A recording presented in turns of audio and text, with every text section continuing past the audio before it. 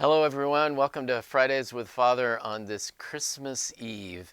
It's wonderful to welcome you and to just be with you virtually for a few minutes as we look forward to these great celebrations of Christmas. Uh, on Christmas Eve today, starting this evening, and then through tomorrow, and then kicking off the whole Christmas season. So just a reminder, our masses tonight are 5 p.m., 7:30 p.m., and 10 p.m. That 10 p.m. mass we'll use incense at that 10 p.m. mass. Just very excited about what is about to unfold. This is, as I write in my bulletin column, for this Sunday's bulletin. This is really a mind-boggling feast, and I hope that if one thing could happen this Christmas is that we could just spend some time reflecting on how incredible this feast is that we celebrate. That God, the creator of all that is, that who has existed for all time, who transcends all space and time, comes among us as a human being. Um, that's just mind-boggling.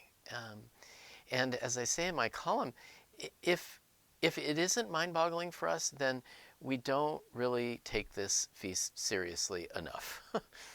The incarnation of God in this human being, born 2,000 years ago in a little, backwater town of the Roman Empire in the first third of the first century.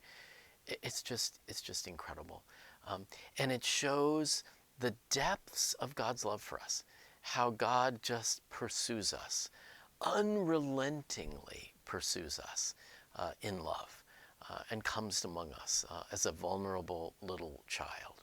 So really excited about celebrating these feasts, this feast with you, and the feasts that will continue through the whole Christmas season. So tonight, as I said, our Christmas Eve masses, and then tomorrow our regular mass at 9 a.m. and 11:30 a.m. The 11:30 a.m. as usual will be in Spanish.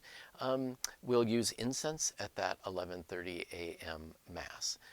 No evening mass on Christmas Day, so no mass tomorrow in the evening. But then on Sunday, the regular Sunday schedule, as we begin to unpack what it means that God has come among us in Jesus. So we celebrate the Feast of the Holy Family, that he was really born into a real human family with all the struggles and all the joys that being part of a human family involves.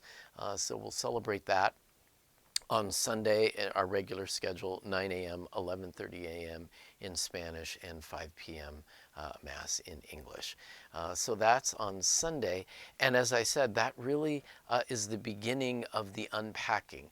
And the following week, we just, again, celebrate this amazing experience of what it means that God came among us as a human being. Well, what it means, and that's what we'll celebrate a week from tomorrow on New Year's Day, the solemnity of Mary, the Mother of God, and the octave day of Christmas. And what that means is whenever the church celebrates a huge feast like Christmas or Easter, we actually celebrate what's called an octave, these 8 days, as if every single day is Christmas Day. That's the language of the liturgy. And what the church is trying to get at there is that this is just too much for us to settle for just celebrating it one day. And so we celebrate for 8 days. And on that eighth day, a holy day, the Solemnity of Mary, in which we acknowledge that she is not just the mother of Jesus, she is definitely that, but because of the divinity that comes among us in the person of Jesus, she's also the Mother of God. And so that's what we celebrate on that day.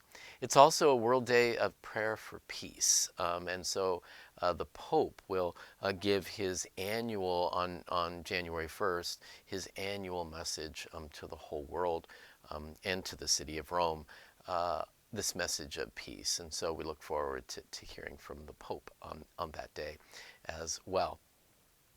This year, in the United States, because this holy day falls on a Saturday, it's not a holy day of obligation this year. Now, that doesn't mean that you can't come to Mass, and I really encourage you to come to Mass. We'll have Mass at 10 a.m. On Saturday, the 1st of January. So 10 a.m. for that Mass on Saturday, the 1st of January. And then on the 2nd, the next day, we celebrate the solemnity of the Epiphany of the Lord. Now, many of us from our childhood and other parts of the world celebrate the Epiphany on January 6th. Here in the United States, the celebration of the Epiphany always takes place following the Feast of the Holy Family, after the celebration of Mary, the solemnity of Mary, the Mother of God. So this year, January 2nd. So on the 2nd of January, we celebrate the solemnity of the Epiphany. That is the manifestation that Jesus came to save not only this chosen people that he's a part of as a Jew, but to save all people in all time.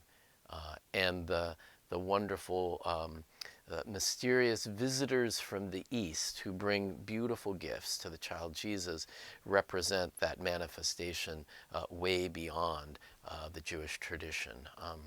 So that's what we celebrate on January 2nd. And then the following Sunday, January 9th, we conclude the Christmas season with a kind of a transitional feast, the Feast of the Baptism of the Lord.